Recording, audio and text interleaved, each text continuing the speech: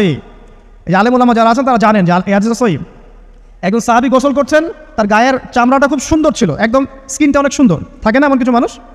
আচ্ছা, এখন আরেকজন সাহাবী এই গোসল দেখছেন দূর থেকে, দেখে বলছেন যে কি চমৎকার তার শরীরের রংটা, যেন কুমারী নারীর মতো, অনেকটা এমন একটা কথা তিনি বলেছিলেন। সাথে সাথে এই সাহাবী অজ্ঞান হয়ে পড়ে গেছে। কোন সাহাবী? যিনি গোসল করছিলেন।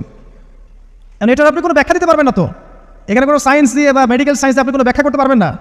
একটা ব্যাখ্যা দিতে পারেন, কিন্তু কেন সেটা হলো সেটা আপনি অ্যান্সার খুঁজে পাবেন না। তো নবী সাল্লাল্লাহু আলাইহি ওয়াসাল্লামের কাছে নিয়ে যাওয়া হলো তাকে। তিনি বললেন যে এই ব্যক্তির ব্যাপারে কি কেউ ভালো মন্দ কিছু বলেছিল? তখন একজন সাহাবী বলেন, হ্যাঁ, অমুকে বলেছে এর স্কিনটা অনেক সুন্দর, ওকে ডেকে নিয়ে আসুন। ওকে ডেকে আনা হলো। ডেকে আনার পর নবীজি তাকে অনেক শাসালেন, তোমরা তোমাদের ভাইদেরকে কি মেরে ফেলতে চাও? তখন এই সাহাবী তো অবাক, আমি আবার কখন মারতে চাইলাম ইয়া রাসূলুল্লাহ? আমি তো মারতে চাই নাই, আমি তো খালি বলেছি যে তার গায়ের রংটা অনেক সুন্দর। তখন তিনি বললেন, কেন তুমি সুবহানাল্লাহ বললে না, কেন তুমি মাশাআল্লাহ বললে না? যখন মাশাআল্লাহ বলবেন, সুবহানাল্লাহ বলবেন, নজরটা লাগবে না। আর যখন আপনি মাশাআল্লাহ বলবেন না, সুবহানাল্লাহ বলবেন না, দেখবেন নজর লেগে গেছে। আপনি বিশ্বাস করেন।